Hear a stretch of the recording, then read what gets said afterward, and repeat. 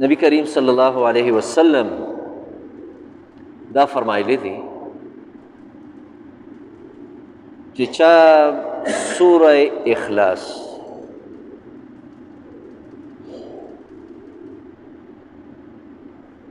درې ځلې د شپې ولوست او سوره قل اعوذ برب الفلق قل اعوذ برب الناس دا به د ټولې شپې د ده دپاره حفاظت شي ده ته بیا نه کوډې او منترې او نه جادو او نه بل څه هغه ته نقصان نشي رسولی دا به د ده حفاظت کوي بس دا د ده محافظین شو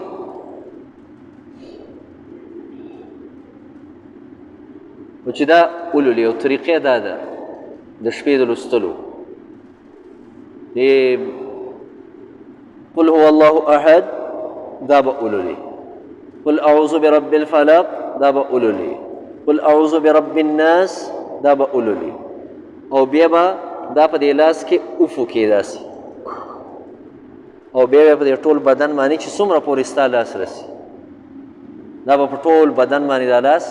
راکړه بیا به دا درې صورتونه په دغه طریقه ولولي بیا به داسې وکړي او بیا به ولولي او بیا به داسې وکړي دا درې ځل به دا عمل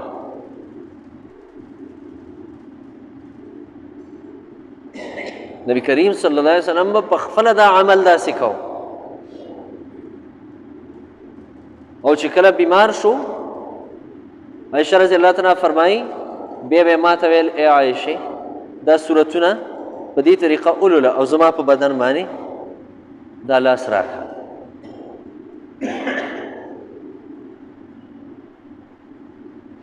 دغه یو حدیث کې راغلی دی چې په قرآن مجید کې په ټولو سورتونو کې الله ته محبوب ترین سورت قل اعوذ برب الفلق قل اعوذ برب الفلق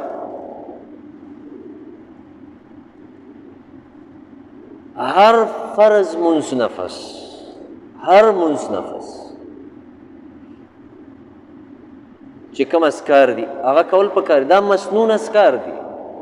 دا هغه دي چې دا نبی کریم صلی الله علیه وسلم کړي دي او دا هغه اذکار دي چې نبی کریم صلی الله علیه وسلم ویلي دي چې داسې وکړئ سلام وګرځئ الله اکبر یو ځل استغفر الله درې ځلې نبی کریم صلی الله علیه وسلم فرمایل تاسو منځ نفس استغفار وایئ صحابي ته وفرمایل یا رسول الله کیف نستغفر څنګه استغفار ولولو منځ نفس نبی کریم صلی الله علیه وسلم ته وفرمایل استغفر الله استغفر الله استغفر الله داسې نه وایئ او بیا ووایه اللهم انت السلام ومنك السلام تبارکت یا ذا الجلال والاکرام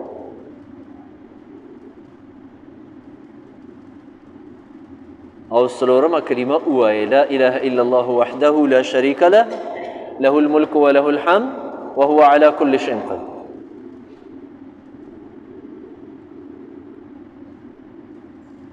او درې دېرش ځلې سبحان الله الحمد لله الله اکبر نبی کریم صلی الله علیه وسلم فرمایلی که د چا ګناهونه د سمندر د زګ په اندازه باندې همي او دې مونځ پسې سبحان الله درې دېرش ځلې وایي الحمدلله درې دېرش ځلې وایي او الله اکبر درې دېرش ځلې وایي د ده دا ګناهونه به الله ختم کړي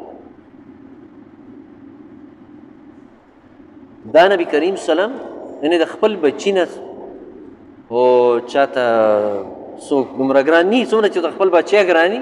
بیا نبی کریم صلی الله علیه وسلم ته په خپلو ټولو بچو کې فاطمه رضی الله تعالی عنها دا ورته ډېره زیاته ګرانه وه ډېره زیاته ورته خوښه وه او هغه چې کله خادم د غوښتو دپاره راله نبی کریم صلی الله علیه وسلم ورته دا عمل وښوده چې دا وایه هر مونځ پسې سبحان الله الحمدلله الله اکبر درې دېرش وارې دا وایه دا الله د خادم نه بهتر دی نو خپل بچی ته نبی کریم صلی الله علیه وسلم دا عمل ښودلو